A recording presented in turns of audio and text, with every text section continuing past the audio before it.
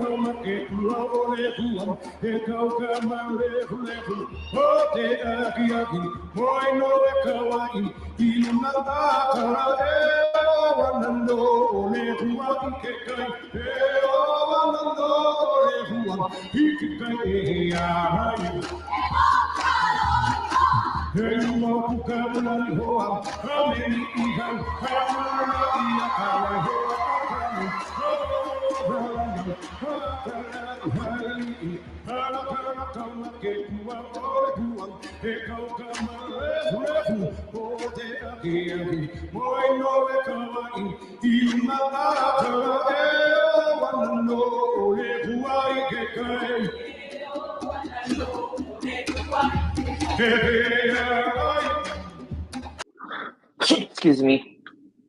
So before they're getting ready to go into the main mele, Hanohano Niʻihau Mālie. We're also talk about a ka'i. And, you know, Mark is really great at his presentations, and it all starts from the beginning, right? First impressions. And so his ka'is always have this, I call it the domino effect, where it just starts here, then they kind of ripple out for the rest of the stage. And then how they transition from this domino effect, where's my hand? This domino effect, and then they just kind of come back like they never was separated, and they're back together in this formation here. Great. And I see a lot of halau doing that. I remember back in when this happened in 2007, there was an uproar by a lot of people in how the wahine used the ipu on the pa or the stage without any padding. But if you listen carefully, they're being very careful at how they put the ipu to the pa. You can hear the thumb, but you're not hearing a boom, like a really heavy. They're being careful in how they do that positioning on the stage as if they were on grass, right? Because sometimes we do ho'opa'a without a pale onto a grass area. It's still a soft area, but they're being really careful about that. I just wanted to point that out. But let's go back to the rest of it. Hanohano Niʻihau I Mālie.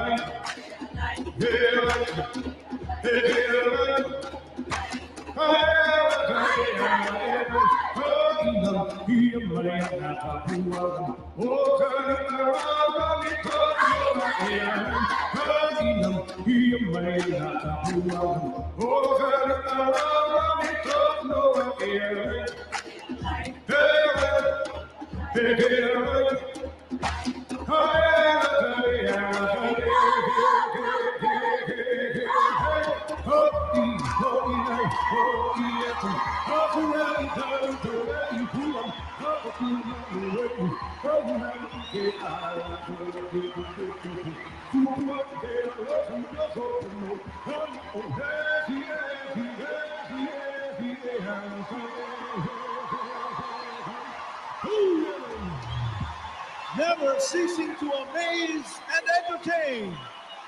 The refrain is All right, that was their presentation of Hanohano Niʻihau I Mālie.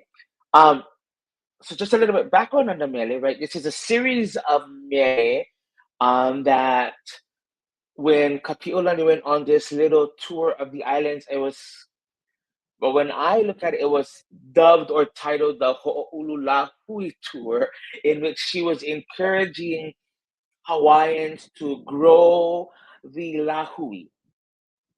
You guys know what that means, right? She was encouraging Hawaiians to procreate, to have babies, Hawaiians with Hawaiians, so that we can ho'oulu lahui, grow our lahui. And there was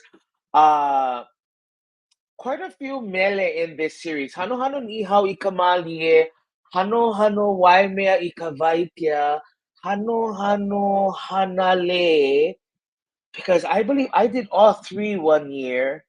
Was it four? But one year I was in this Kapi'olani mood, and Hanohano Niʻihau I Mālie, the one that you just saw, is in my actual repertoire or my curriculum. And we do it with a pu'ili, single pu'ili, and we don't chant it like this, of course. I have my own way of chanting it, but I was in my Kapi'olani era one year, and we did all of these ho'oulu lahui mele, and this was one of them, Hanohano Niʻihau, and all the ones I titled. But this one is particular to the island of Niʻihau, in which she was able to visit. And again, it speaks of all these different things of the island, the pa'o'o fish, the ko, the sugar cane, the birds chirping, the type of rain and winds. And in these mele, they ended, a lot of them have the name Hali'alaulani, which is what she was titled or nicknamed in these mele. And in quite a few mele for Kapi'olani, they use the name Hali'alaulani, which she was nicknamed, right? Their imagery using the ipuheke was really nice. You've seen the fish motion, you've seen that sugarcane motion. their presentation of the rain when they went around and they brought the ipu around, and the waters of Kemamo. Just very great imagery by the wahine. The risk of doing so much movement, they stayed in their formation, that's one single formation the whole time, but there's still risks, right? And dancing with all those movements with an ipu heke sometimes could take the dancers to go offbeat, or their positioning of the ipu heke.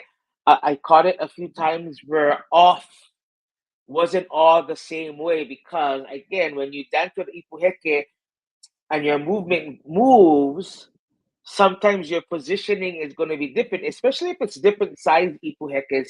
Sometimes it's really noticeable. So, of course, Kumu Mark always takes risks, and that's just how he is, right? Creative, innovative, risk taker, and he just goes and he shows what he does, and they did. That was completely the aha way.